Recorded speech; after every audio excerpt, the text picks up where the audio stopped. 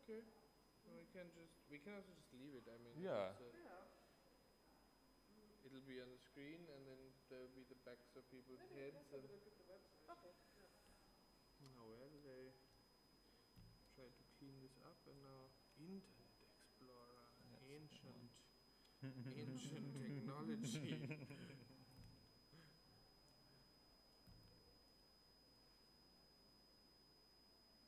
Is this? Are you okay to do that again? Sorry? Grab a cup of tea? Yeah, please go ahead. Ja, drücken. Ich glaube so.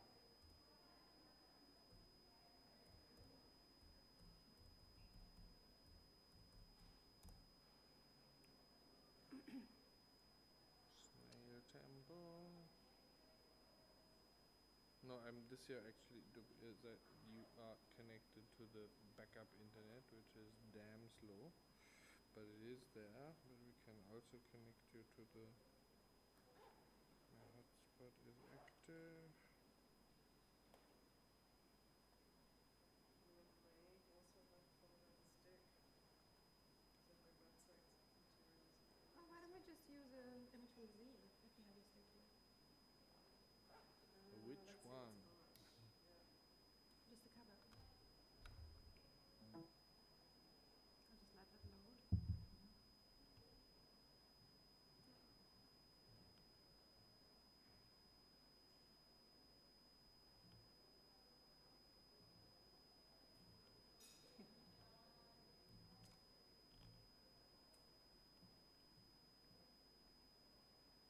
Spreads final or hydrazine? Oh, this one should be at the end. Yeah. Yeah, that's good. That's wonderful. Yeah. How can we do this full screen like this? Ich glaube Doppelklick. Oder da mit dem Teil? Ja. Nee.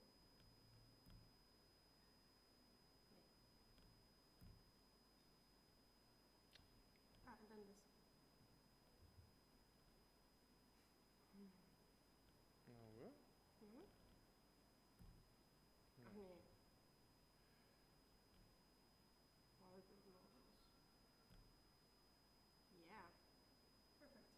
Perfect. Try and remind me to take this. Yeah, otherwise I'll get it Yes. back to you. You better. That is. No.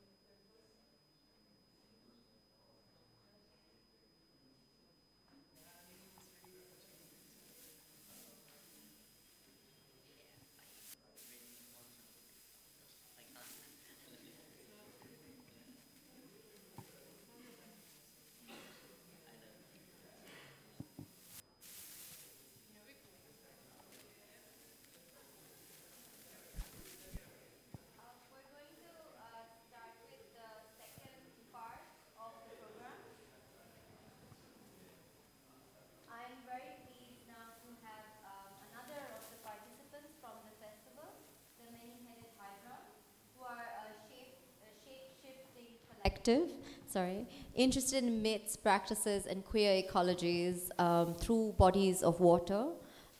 We've also been engaging together through one of their publications earlier on with the work of the artist Tejal Shah. What's really fascinating about the many-headed hydra is precisely the kind of collectivities that they produce in their work. They've been working in Iceland, started off in Berlin at District, and this is their first iteration in South Asia, and they landed in Colombo with a presentation, discussion, and collage making session at Women in Media Collective. And so there is this deep sort of engagement with feminisms from the Global South, and to read the oceans through feminism, through decolonial positioning.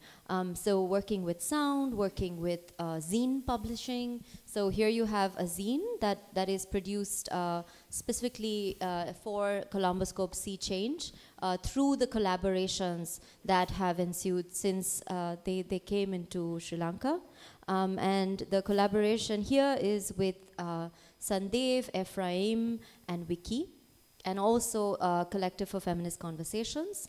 They're not going to come up on stage. They're going to read from a corner. So it's sonic. Enjoy. Hi everyone. I'm not going to do another introduction. We don't have so much time.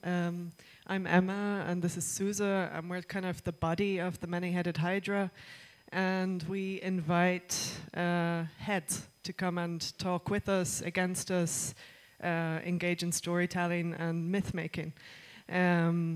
So in this context, we had a really radically generous invitation to come to a place where we've never been and engage with a group of people here, which is really an incredible opportunity, and it has been a really intense and really beautiful week together. And the zine that we produced, which you each have on your seat, you should, they're around, we made together in this time.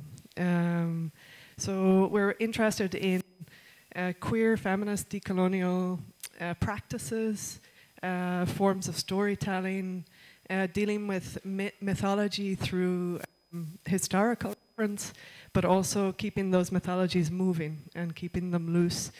And today we're gonna read from the zine that we just made, and we're going to read some excerpts, but also from a conversation that we recorded together and transcribed. So it's kind of like a script of our exchange, which was really rich.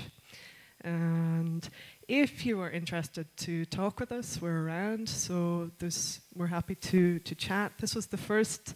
We work through publication as a performative device. So the kind of publications hold together a lot of different activities. So workshop practice, collaboration. I'm getting lost. And they're kind of a moment to hold together projects. So this was the first one, and there's a wonderful text by Natasha in here about the work of Tejal Shah, which we were working with for some time. And you're welcome to come and talk to us if you would like a copy or if you want to have a look at it.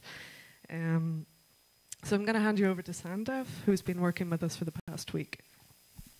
Hi, I'm Sandev, and before we sort of get started, I do want to sort of thank Natasha and Shanika for sort of collecting us together in like kind of random connections, but it's been sort of really incredible to sort of be in conversation, and the conversations that have generated have been really significant and important. If you open your zine, on the first page, you'll see there's a little card, and there are these sort of aphorisms or rituals that we developed in conversation with each other, and many of you have sort of different versions of this ritual, so you're welcome to sort of read through it. And just before we get started sort of reading the script, I do want to read this text, this excerpt from Gloria Ansaldua's Borderlands, which is the text that we were sort of reading together and discussing and sort of engaging with. So it says, quote, "To avoid rejection, some of us conform to the values of the culture, push the unacceptable parts into the shadows. which leaves only one fear, that we will be found out and that the shadow beast will break out of its cage. Some of us have taken another route. We try to make ourselves conscious of the shadow beast, stare at the sexual lust and lust for power and destruction we see on its face, discern among its features that the reigning order of heterosexual males project on our beast. Yet still others of us take another step. We try to awaken the shadow beast inside us. Not many jump at the chance to confront the shadow beast in the mirror without flinching at her lidless serpent eyes, her cold, clammy, moist hand dragging us underground, fangs barred and hissing. How does one put feathers on this particular serpent? But a few of us have been lucky. On the face of the shadow beast, we have seen not lust, but tenderness. On its face, we have uncovered the lie. Gloria and Saltua.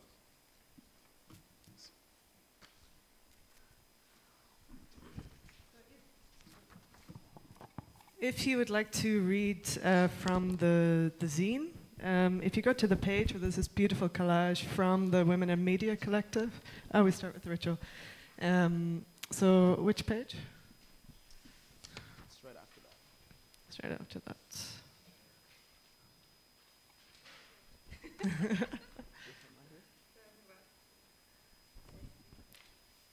Ah, yeah. It's two pages after the lion or the tiger. 2 pages after the lion and the tiger.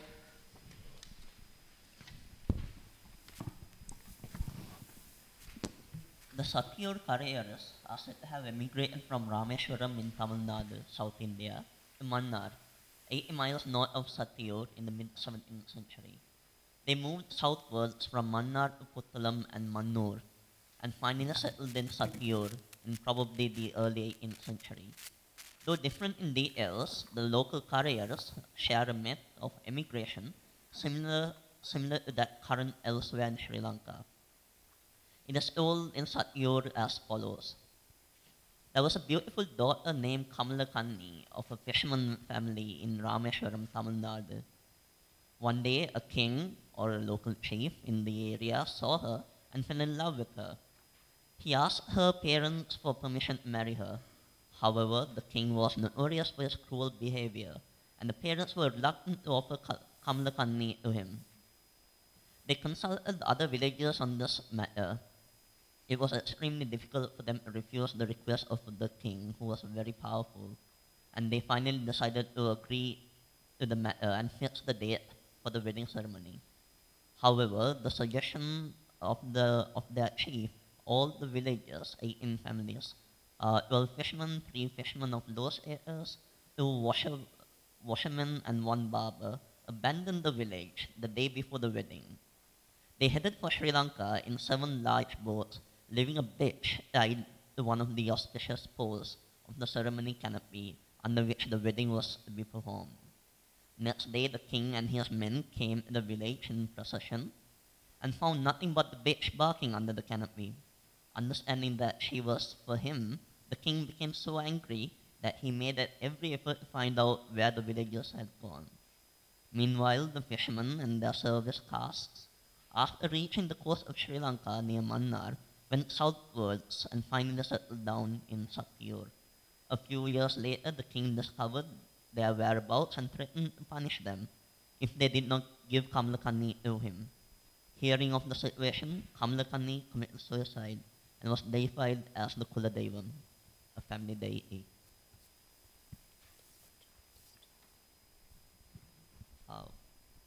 In the consecration and thereafter the annual festival of the temple, the goddess Draupadi is evoked from the ocean. Her being and power is embodied in a flag, which after the ritual consecration on the beach is carried horizontally to signify Draupadi's coffin, the temple, and is then hoisted at the temple, signifying Draupadi coming to life. This ritual also acts to signify claiming of the land in Draupadi's name and her blessing.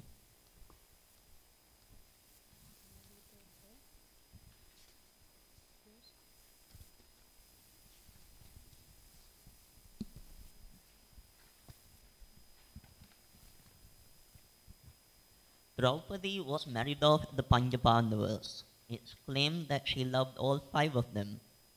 Did her polyamory queer the institution of marriage? Does queerness remain queer if it only serves to further leverage patriarchal institutions such as the dignity and honor of upper caste men? Across the Park Strait and many generations, Draupadi is remembered and propitiated to negate infertility and malaria. Her polyamory, no longer celebrated, becoming a footnote, lost in the tectonic shift of the topography of memory. Where do that which are erased go?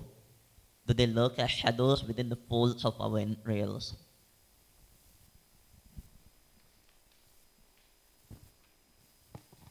Okay, so now we're going to read from the conversation, which is on the reverse side of this collage, if you want to follow it in text. And it's on the, it starts in this column, the kind of far column. And Vicky can't be here because she's in a rehearsal for the performance this evening. So we're going to read Vicky's parts.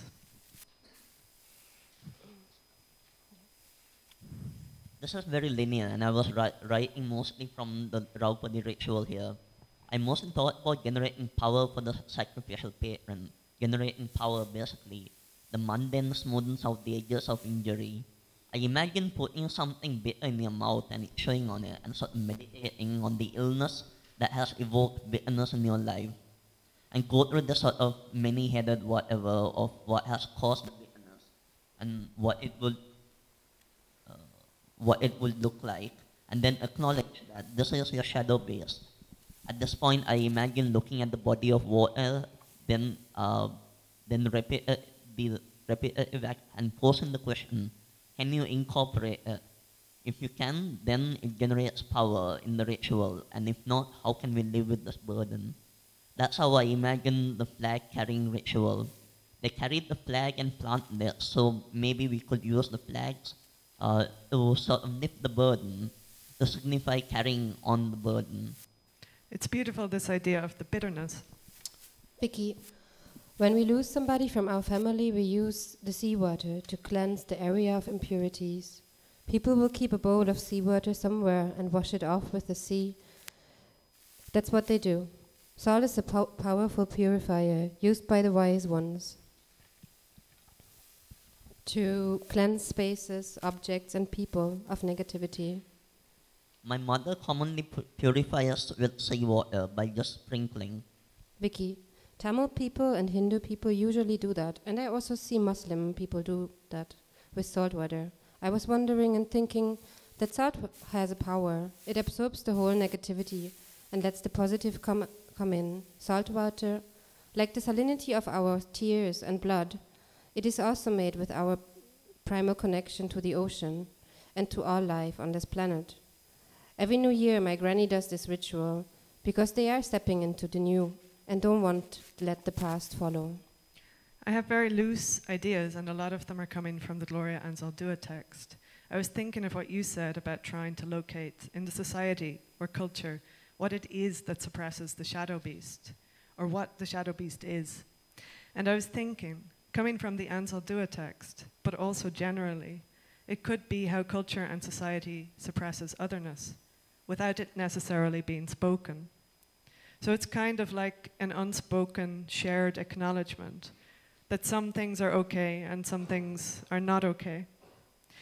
And that this suppression of otherness is the thing that can turn into a really negative shadow beast. And there is otherness in everybody. But when somebody allows their otherness to be outside of themselves, it frightens people. I think it has to be because they're afraid of their own otherness. They've suppressed it. So you should also suppress it. Why should you be the person who gets to express this? It's not allowed. This kind of thing, I think, is relevant for everybody. And it's scary, and like Anzaldúa writes, about pushing the unacceptable parts into the shadows as something that you learn to do. And I was thinking, what does it mean if you push the unacceptable parts out from the shadows? And this is where the idea of the shadow beast gets really complicated.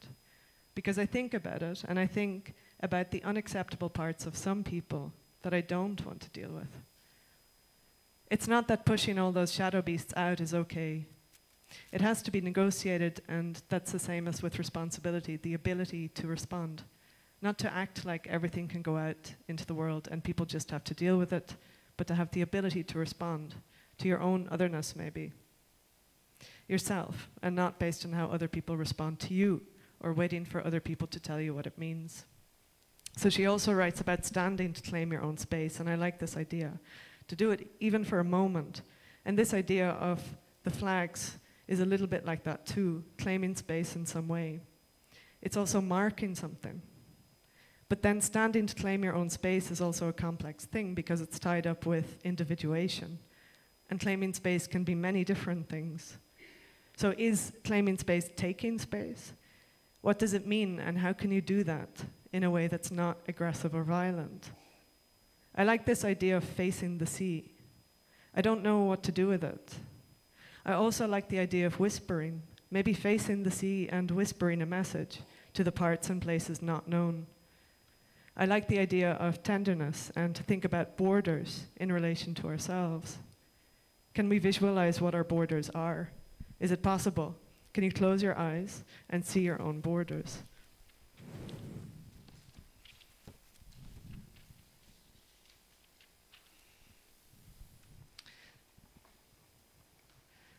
If you imagine your borders blending with the sea, you can imagine them in continuing connection, but also quite loose. And one last thing, that it's important to not always wait for permission, and maybe it's possible to give each other permission.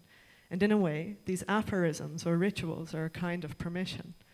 I think that's a very powerful cultural, political, and social control mechanism, that people wait for the established systems and structures to give permission. But we are, we are also enforcing control by allowing something. Yeah, that's why I thought of the Björk song with the line, raise your own flag, declare independence, don't let them do this to you.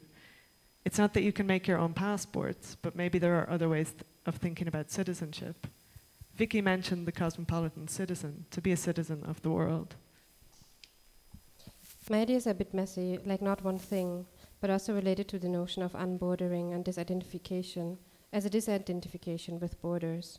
Because also thinking about the conversation this morning and these particular spaces, but then what I actually wrote down earlier were quite different things about the relation between the shadow beast and the sea, or the sea as a shadow beast. The sea also as a place in which different parts, pieces, and limbs are connected that have been lost, that have been cut off. Thinking of this notion of dismembering as a creative and nurturing practice.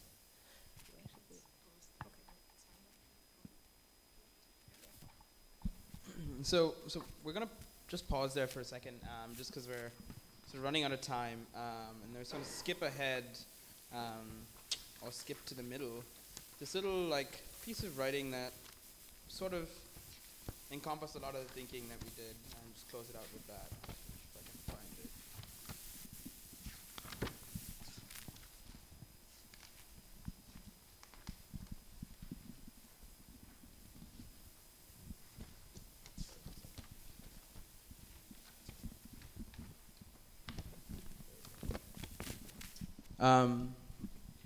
So it's this page.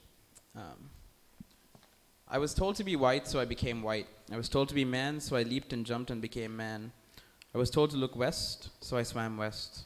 I was asked to speak for my skin, and so I spoke for my people. I was told to decolonize, so I decolonized. A boat back home, a foot left behind. I don't want to despair anymore from a promise I cannot keep. I want to betray it. I'm a traitor to everything you hold dear, and I wish the same for you. Trust me, to be liquid, to pull and pluck and stretch and fathom, to seep through my cracks and expose them to myself, to hustle with tenderness, dolorum ipsum, pain in and of itself. Cool, thanks folks.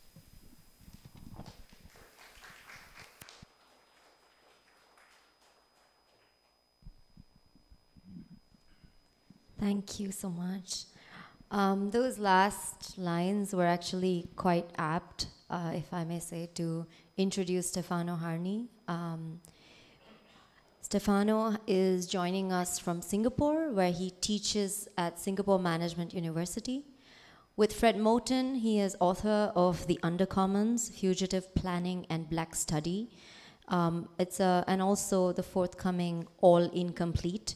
The Undercommons has just been an absolutely crucial point of inspiration for many of us artists and writers.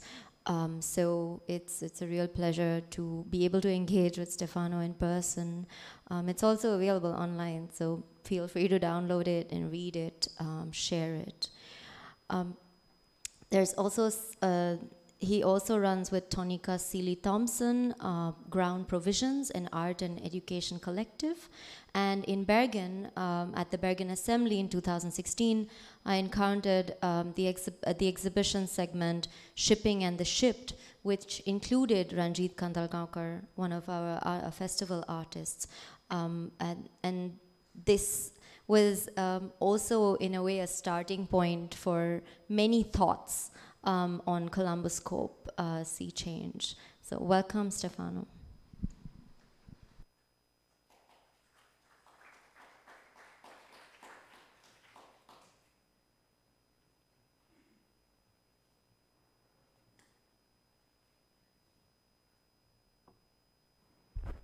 Hi, everyone. In the heart doctrine of Zen Buddhist philosophy, there's a term called Jiji Muje, which means no block. It's what one tries to attain is no block. In other words, a kind of flow without block. Now, it's interesting because if we were to look for how that's been attained in our modern world, we might have to conclude that it's been attained through logistics.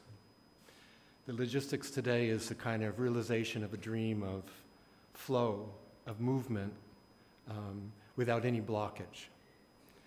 And certainly where it's blocked, we can see that its ambition is to return to the doctrine and find ways to unblock itself.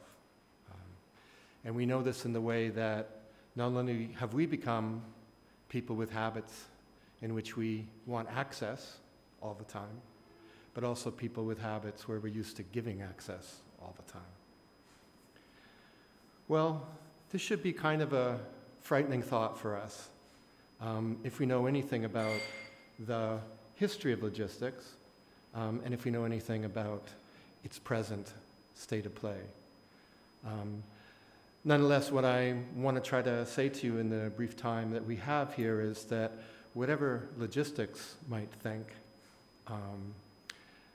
it is not logistics, but us who are moving ever closer to a kind of Jiji Muje. So what do I mean by this frightening history? Well, we have a taste of it here in the festival, of course, because part of the festival takes place on Slave Island. And it reminds us that the first great horrible act of logistics was the Atlantic slave trade. And it also reminds us that the Atlantic slave trade didn't just occur in the Atlantic. Slave Island is an indication of what logistics was going to become. It was going to be the movement of commodities, the movement of goods, the movement of private property. And it arises at the same time as private property and of states who are largely dedicated to making sure things are private. Now, why do I dwell on that for a minute? Not to give you a history lesson, I'm sure you know these things, but to say to you that from that moment, logistics becomes the science of loss. It becomes the science of loss. So we might ask ourselves, well, if it's the science of loss, how can it be making so many claims to flow, to no block? I say it's the science of loss because the moment that private property occurs, the people who take that private property and then spend their whole time attempting not to lose it, which is where the science of loss comes in, forever exist in a condition of a kind of impoverishment. And I know that sounds strange because we're talking about the people who become rich and who still become rich. And yet, to insist on private property is, of course, always to reject the possibility of sharing. to reject the possibility that you can have everything, and to insist instead that you'll have this piece.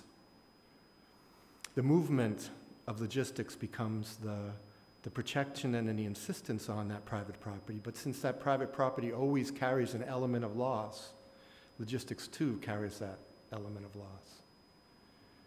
Originally, with the Atlantic slave trade and thereafter, logistics views space, views the ocean as this vast, empty continent to be conquered. And its method of doing this is to begin with it where the science of logistics begins, with the idea that the quickest way between 2 points is a straight line. And that's going to be the basics for logistics. It's going to be the basis for the development of what's called the traveling salesman problem, which is how do you make a bunch of those lines when you have multiple destinations? I know how to get from here to there, and I've told myself the quickest way to get to that door is straight. But what about if I have to drop out a bunch of stuff along the way? And what do I do next? And how do I keep those lines straight? So logistics will begin to try to straighten us out from there on in. Logistics will begin to try to attack our sort of queer entanglements. We'll begin to try to put us on the right path, the straight and narrow, if you like. And along the way, it will demand more and more access, to the point where today we see a new book that's just been written called Surveillance Capitalism. And in this book, very smart professor from Harvard called Shoshona Zuboff talks about the way that we're being accessed today, and about the way through logistics and through information technology, through the algorithm, machine learning, etc., we're not just being accessed all the time, something we might feel familiar with from what Facebook does and what we know many apps are doing to us all the time. But as she argues in the book, we're also having our behavior modified by these new technologies and by this learning.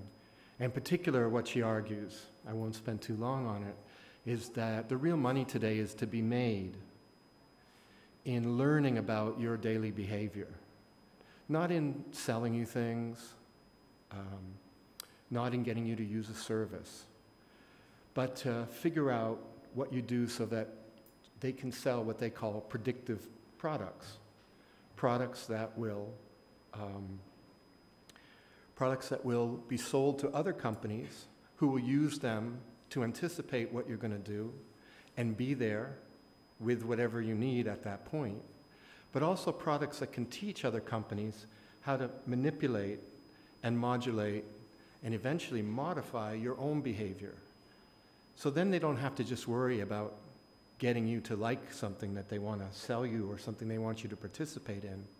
They can force you because they're going to modify your behavior to do this. Now, of course, well-meaning, I think, as this author is, she participates in a long line of thinking about logistics. And this long line of thinking is that the quickest way between 2 points is a straight line. But what if the quickest way between 2 points is not a straight line? What if, in fact, the quickest way between 2 points is a curve, and not just a curve, but a curve in space? What if it's curved space that's the quickest way from one spot to another? Then we're not dealing even with a curve at a certain point, but at a certain point, I might say, we're dealing with a kink. We're dealing with a kink in the sense that a kink is something that is neither a curve nor is it a circle. A kink is also something that once it begins to aggregate, collect itself, show itself fully, could go by another name. And that name would be Lox. That name would be Dread. And that brings us all the way back to Slave Island. Because I want to tell you a short story about a guy called Leonard Percival Howell. Now you can tell by his middle name that he's a subject of British Empire, because it wasn't enough to conquer people, you had to give them ludicrous names as well. And he grew up in an area called Clarendon in Jamaica. And in this area in Jamaica was a sugar growing area. He went off on his travels. He, for a while, spent some time with Marcus Garvey, went to Panama, went to the US, got kicked out of various places for his beliefs, especially beliefs in self-determination for black people around the world, excuse me. And eventually ended up back in Clarendon. And he got back there, and from there on, he preferred the name, which I might need to just check on and make sure I get it in the right order. Yeah. Gangonguru Morag was the name that he preferred to use. Gangonguru Morag, which, as far as we know, was his effort to combine words from Hindi. The word for wisdom, the word for virtue, the word for teacher. Morag, of course, is a word for king. Sometimes he would go by a shorter name, simply Gong, which some of the DJs in the audience maybe already know is the origin of Tough Gong, Bob Marley's record label. Well, Percival, as I shouldn't call him, was back after this experience, and of course this is a period in Jamaica where the sugar industry is still going, but the reason it's still going is that it relies on indentured labor from South Asia. It relies on that labor, and indeed, he studied with these indentured laborers. He studied, and gradually he began to systematize his beliefs. He came up through his contact with these largely Hindu indentured workers. He came up with his concept of ital cooking, vegetarian cooking, through his contact with them. He came up with his ideas around using ganja in ceremonies, largely through his contact with them. And he came up with this idea that each people should have their religion. And of course, the religion he founded was Rastafarianism. Now, he didn't go the shortest route to get to those indentured South Asian peoples. But somehow, he went the most effective route, as today, to be able to produce something new, something vital, something that would be an inspiration throughout much of the second half of the 20th century. We could say in a way that what he shows us is that although logistics may think of space as empty, as something to be transversed, as something where you can draw a line from point A to point B, in fact, space is shared. It's shared vitally, it's shared organically and inorganically. It is, in fact, in this sharing, and not in those lines, and not in the dreams of capitalists selling you products for more access. It's in that sharing that we actually encounter Gigi Mujo, no block. There's no block between Leonard and these indentured workers. And out of that, we have a lesson to learn about what space really is and how we could come to occupy it as something that's already shared, not as a lost science, but as a place of plenitude. Thank you very much.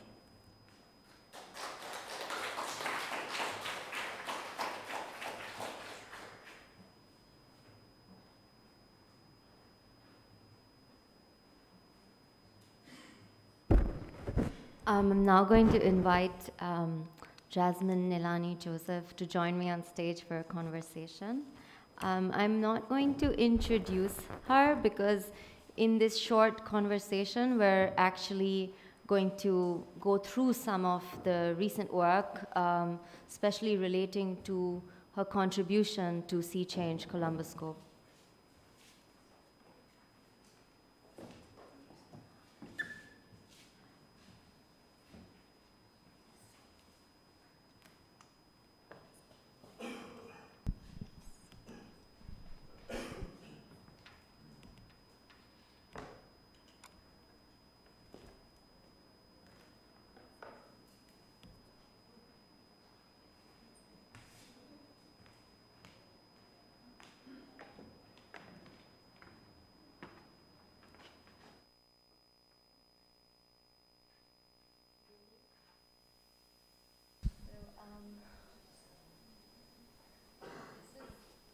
This is also our last segment before we go into the music recital.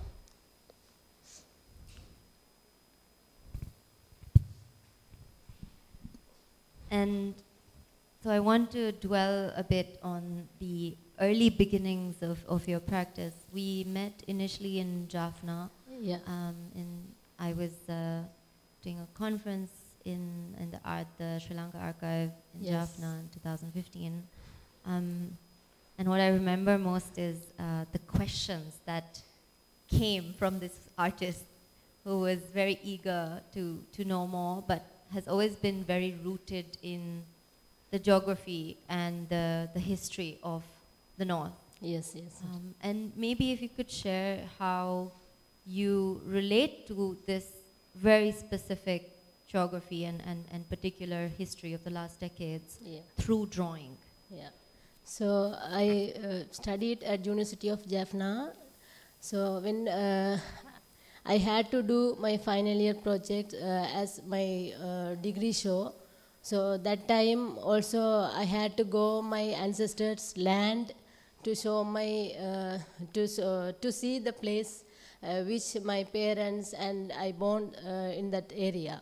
So because of the civil war, we have to move from that area in 1990. So after that, the government changed our land as a high security place, high security zone. So that time I got a chance to go to see the places, but unfortunately I can't see the actual place.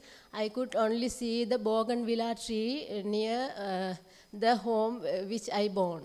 So that incident was very painful for me because I had a lot of imaginations about those land, but I couldn't see that. So all the neighbors and our relations also cried a lot. So that incident made me to think about the fences. And if you can see the beauty of the fences, but you can't never feel the violence and some internal politics behind it, right? So I just like to explain one of my works, the previous one. Yeah. So in the middle, you can see there's a key buried in the land. So that's the home where I born. So in that period in 1990, my parents had a hope to return the house within 2 weeks. So that's why my father, he locked the house and keep the key, and he decided we no need to carry the key with us. We just put the key inside the land. We just buried it. So after 27 years, we didn't go that place, and we didn't take the key. So after that, when we go the place, there are no doors and there are no roofs and anything in the home. So that totally collapsed. So I started to think about and how the siblings and the neighbors, they got fight to build up fences between them. So that type of stories. And also, yeah, so some of these incidents made me to do these type of things. So it's also about the stories, how the neighbors, they keep discuss about their conversations through the fences. So after the wall, after the development, we all built the walls. So the connection between neighbors got cut, right? So you can go on. Could you, sorry Nila, could you share a bit more context as well in terms of also again the geography of displacement, because then there are also international members. We moved from Jaffna to Vaunia. So at that time we don't have all roads are blocked. So we have to move by the ocean. So that time, that's the first thing I start to think about, how ocean came as a route for our people. So inside our land, we have to move place to place by the ocean, right? So the ocean is not only the route for the other country people, that also the route for us also. So this is the exhibition I did in Goa. So again, we have to, I also think about how we move from place to place for different reasons, right? So once we have to displace, once we have to go as refugees, and other time we also travel place to place for our occupations and, like, you know, the career and everything. So this also a series of 12 drawings.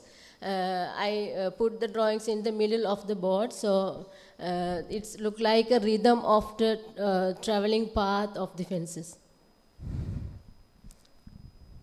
You can move. And when you, I'm also keen to think about how architecture destroyed homes and nature reclaiming, because of course there's a certain abundance in terms of the being close to the coast in this devastated landscape, and the coast also in a sense being the domain of nature where nature takes over. So displaced homes in a way become re-inhabited by landscape, by foliage. And that also is very visible in some of your drawings. Because all the architectures which I use in my works, that also the memory of my, the part of my memory. Because we, in our childhood, we always, we play the same home, right? But after the displacement, we went, again we can go the place, but we always miss the neighbors to play, to talk, because most of our relations and most of our neighbors, they went abroad because of the war. So now the walls are there, the place is there, but we don't, we never feel the land is ours because of the missing of our neighbors, right? Could you talk at this point a bit about how your work has extended for sea change? Because we were thinking about how a lot of your drawing practice is field work essentially and memory work, not only about your own biography but about different communities that live in the north. So I did a lot of research for the sea change exhibition. So like I had to go for a long walk, and I have to talk with the fishermen's community and all the people. So already I said the thing, you know, the concept come from my own experience. So that start from the travel by the ocean of my displacement. So from that place, I started to think about these issues, how the displacement also take part of the fishermen's issues, because of the resettlement struggles, some fishermen, they can't do the proper fishing, and they can't gain the wanted money for their economical needs, right? So because of that issues, and also you can go the details. So you can see the details of my works. So every place I just I fixed the fishermen's experience, like how the war made their boats to sleep inside the huts. So in the one side they have to stop without fishing, and the other side, for example, the Indian people, they move, they did a lot of fishing and they earn a lot. So in that place for 30 years, our fishermen, they lost a lot of economical income, right? So. And also I'm thinking about how the boat is a vessel for both fleeing, as you said, to purposefully hide and transit in really difficult times. But at the same time, it's also a vessel that is used by both sides. Right? So by the state actors, by whether it's the former LTTE supporters, the sea was used by both sides, manipulated by both sides. So when you were talking to people for these drawings, for this new suite of drawings, how did you experience that tension between how the sea was basically a space that needed to be deployed in this way, to smuggle, to hide, to keep people safe? So actually, there's always an invisible line in the ocean, so we can't see the borders in our eyes. But all the situations and all the struggles made us to think about the invisible border. So that's why I just collect all the objects related with the oceans. For example, you can see this fence. It's look like fence. I take these shapes from the prawn fences, like the prawn fishing. When they made the fences in the middle, and they always they have to live in the huts. So and the other side you can see that's a high security area. So always their fishing limited. They can't go that side. So how every day they have to go with they have to shuttle with the different type of places. Because they can't go for a long time and they can't stay for a long time because of the tension, right? And also you can change some previous works. Here also I talked about the illegal travels of people who try to go to Australia. So they aim a place to live, but in the middle of the ocean, their wishes always stopped by the Navy and by some other situations. So always they have to live unstable in the middle of these islands. So always you can see on this previous work, you can see the full work, previous one. No. This is the work. So you can see where they live between the military camps and the refugee camps in the middle of the ocean. So that's the main thing. It's also for those who aren't familiar with the practice, the fact that there are these sort of timelines in your work. It's a very different way of telling stories, right? And it's something that you've been playing with for a long time now, just in terms of since you started working, about how one level says something, there's another horizon that gives you another perspective. And so finally you also arrive at the sea. And if you could talk a bit about this technique. Because for as a people, we have everyone have different type of perspectives. So I just put them different lines. So somebody, if you can check it. Somebody, if look the picture, the first focus you will see the boat. The reversal side, there's a boat. So somebody can see that. And some people, they have a different type of mind, so sometimes they can see in the bottom of these fences. So I just released the space to ask questions inside you, and also for the viewer, and also the viewer I let to see free to take their own decision and to move on their eyes. So it's like sort of a multi-directional Yes. way of seeing, and Yeah. also a way of talking about different positions in society, maybe. Yeah.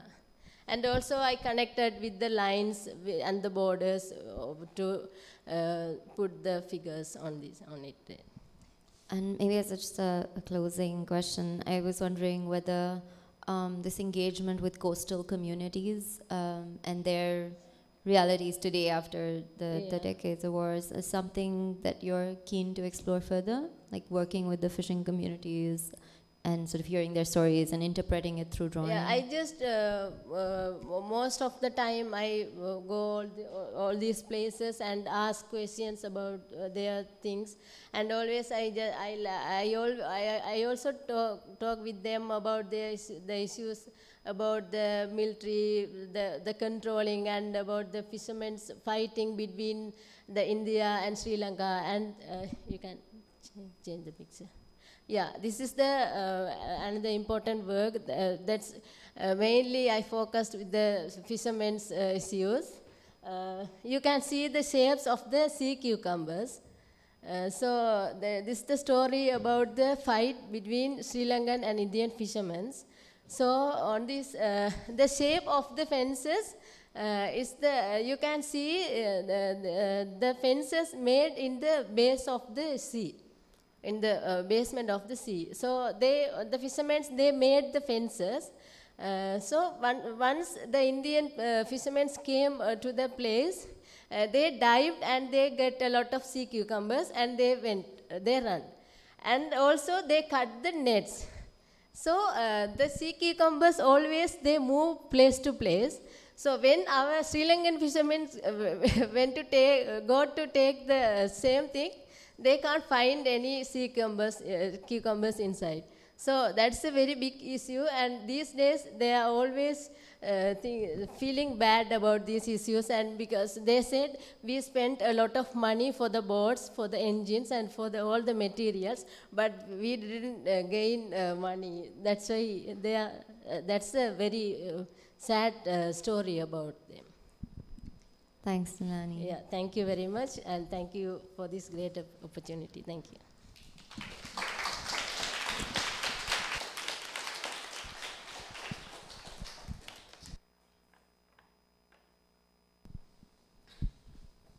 So we're not officially closing the program, but we are going to be moving into the courtyard for some music, as promised. Would like to try and wrap this up with just a few words. I know we've had very different content flowing through the room. Thank you for staying patient, listening. It's also the nature of the festival to actually bring in this kind of confluence of different voices, polarities even. So with Cecil, of course, the research is still continuing. There will be children's workshops, so the smells that have been collected from the Sri Lankan coastline are going to be explored by our young audiences starting from tomorrow on. You're also welcome to actually go to the room where the workshop is to dip into those scents that she has been collecting in Costa Rica, in Latvia, and other places. But we're keen to focus on here. With Julieta, perhaps maybe easier if you share a bit more. I think it's quite nice right now to have been able to see all these contributions, because I think, as we were mentioning at the very beginning, it's important to think about imaginations and what the sea represents, and it's not only the ecological disaster that it is as well. But it's also it's also like the border between ourselves and ourselves, it's a space that we inhabit. It's part of the world. It's not so foreign. So this kind of like the sea as territory is something that is not so easily grasped, in a literal way. So all these projects that are shown in the convening together are actually a way of making this unfolding possible. So that's it's great to actually being able to do it here in collaboration with the Sea Change Colomboscope Festival. Thank you, Natasha. Thanks so much. Also, just wanted to mention that the Inhabitants episodes are online. As mentioned, Stefano's writing, a lot of that is also online. So for those who were intrigued by some of the content, we really hope that you will take this opportunity to sort of read and think through it further. Also the denser parts, the Hydra's zines are also available, and it would make more sense to go to the rooftop of the Rio complex so that you can actually look at the city horizon and read and be amidst these amazing oracle flags that they have created. Now, I'm just going to briefly tell you a bit about Hania Lutufi, because then we'll let them do the concert. I won't need to talk much through it. But Hania Lutufi is a vocalist, and she has invited a set of musicians to join her in Samudram, which is the beginning of her exploration of language as it is carried through the sea waters, as the waves of the oceans also carry not only bodies but also language. Words morph, but they also are set into resonance and continuum. So you have certain words that are whispered in Arabic and Bengali and Tamil and Sinhala. And so how does not only ethnic difference and separation, but also a certain commonality resonate through language and through music? So that's what we're going to listen to with Samudram. Yeah, thanks again. Thank you, Goethe Institute and TBA 21 Academy, everybody watching.